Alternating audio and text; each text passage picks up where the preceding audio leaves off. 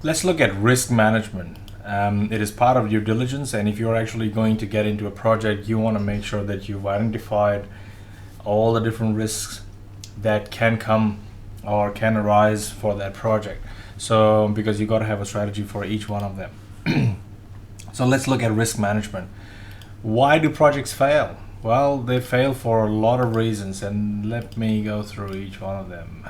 Wrong location. You could have bought into a wrong location, so that could be one of the reasons.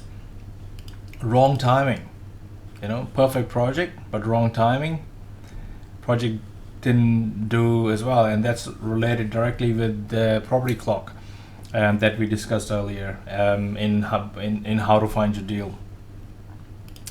Mismatch between product and target market. So you made something that wasn't suitable for a particular demographic, and you can't sell it. So I get these calls many times. I've had this person call me a few times. He got a permit for 21 apartments in Bayswater. And he went to VCAT, fought with the council, everything, did all that to get that permit, and now he couldn't move the site because the site was just too first of all too dear. Second, the price for each apartment is the same as the price for a townhouse or a house. So why would I spend the same amount of money to live in townhouse in the same area when I can actually get a house for the same price? So you got to remember that. Bad cash flow management. If you don't know what actually you're going to lay out towards the project through the course of the project, you might end up with no money towards the end, which actually forces a lot of people to actually get the plans and permit, and then they find out they haven't got the money to get the building permit, or the builder quote tells them that it's too dear for them to actually do it, so they want to sell it. So that if the construction goes wrong. Now usually when construction goes wrong, you're not the one actually doing the construction. You're not the one actually building it yourself. You've actually hired a building contractor to do the job. And if you've actually got bank involved, banks actually have a system called, they've got this tripartite agreement between yourself, the borrower, the building contractor, and the bank. So in case the building contractor goes bust, the bank can actually step in and assign the job to another building contractor. However, it's hard, it's messy, it takes time, it costs more, and all those things come in. So you got to be able to understand what are the things that can happen through the course of a project. If you look at PMBOK, which is the project management body of knowledge, they define risk management as an uncertain event or condition that, if occurs, has a positive or negative effect on a project outcome. And they define uncertainty as the lack of complete certainty or the existence of more than one possibility, a state where the outcome is not known. And there's many times where in a development project, look, for straightforward property development projects, 3, 4, 6 townhouses, it's very straightforward. There's nothing, there's very little that's ambiguous about the whole project. But if you're doing big developments, there are a lot of uncertainties, like, for example, whether or not the council's going to approve. Okay, the council's with you, but now you've got objectors that you didn't think of when you started. And I've actually faced through something similar where we had the council on our side from day one, but we had 18 different objections, and a lot of people came in, and now we are working through them. So these are the things that you got to be careful of, and you got to make sure that you got a plan for all these things, and you've at least identified all of them. So and you don't know what you don't know, not knowing what's coming next, or not knowing what to expect next, or not knowing what to prepare for next, or not knowing when the cash injections are required. So if you're into development and you are into hope development, you don't really need to go through all of this, because you're hoping that you'll make some money. However, if you've got a system behind you, you can, all you have to do is follow the system. Step 1, 2, 3, 4, 5. This is where I have to go. This is where I have to go. That's what I have to do now. So that's what you do. And post GFC, the rules have changed. It's not the same as it used to be. The guys who were already there and who've actually made it big have been around for so long that they actually made a lot of money before things got tough. But now it's very tough. The competition's tough.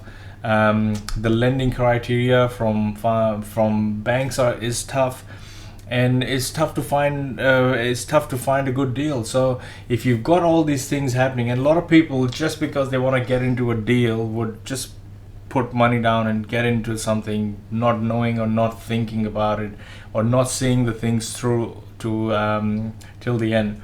So make sure that you've got somebody looking over your shoulder who can help you out, especially if it's your first one. If it's your second one, you'll have a fair idea and you should be able to stand on your feet.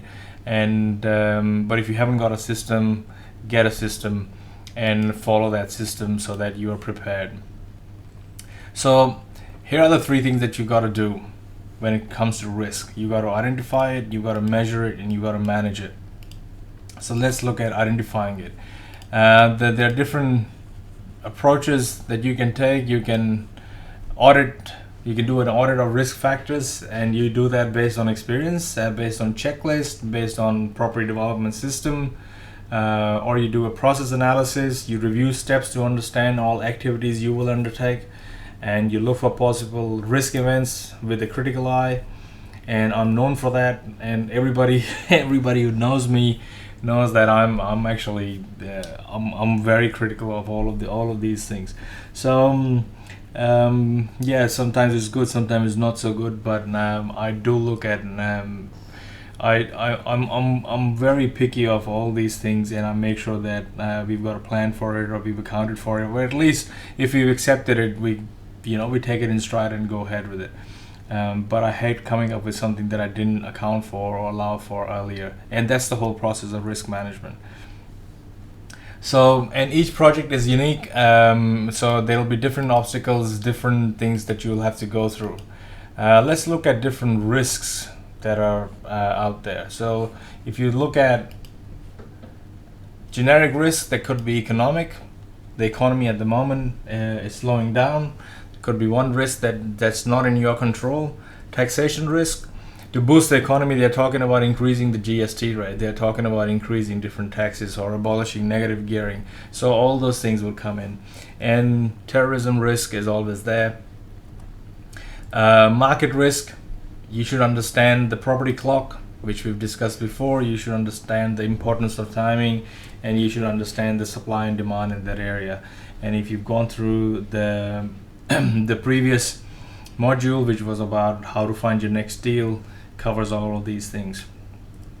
Development risk, planning approval, interest rate risk, regulatory risk, liquidity. You might run out of cash flow. That could pose a big problem. Borrowing or funding risk. Property is seen as a special class by financiers, and in most conditions, property can be geared, and gearing is risk. Gearing is basically you borrowing against the property. So if you borrow against the property, that's a risk. Once the development has commenced, the developer is almost 100% dependent on the financier. So if you've got a loan from the bank, and once the construction starts, you are 100% dependent on the bank to give you the funds. Now, and partially completed projects can only be sold at heavy discounts or book value. So, and nobody wants to step in. I have a construction company. Excuse me. And we look at projects. It is so hard to determine the cost of completion, because it's actually not hard. It's actually a lot of time consuming. You've got to get in touch with all different trades, look at everything, make sure that you've got scope of works written out for what's remaining. And so it's a huge exercise. It's huge exercise, and not a lot of builders would want to stick their hand up and say, I'll volunteer and I'll take this job up. So it gets really hard. The biggest concerns that the bank has, basically they want to be fully secured at all times. They could lower the LVR, they could They could they could increase their safety margin or their sensitivity analysis. They could do it at a. There was an article by Westpac that they're gonna increase their sensitivity analysis for interest rate by 3 basis points or something like that. So that if the interest rate were to go up in future, they want to make sure that the people that they are lending to can accommodate that interest rate. And must be able to finish construction with funds approved for the project. Lender will always have more than one method of repayment. They will always have an extra security. So that's what's going to happen. They'll develop project and sell as planned, sell project and make up shortfall from collateral security, sell project and collateral and make up shortfall from sponsor's guarantee. And these are the ways that a lender can actually recover its money.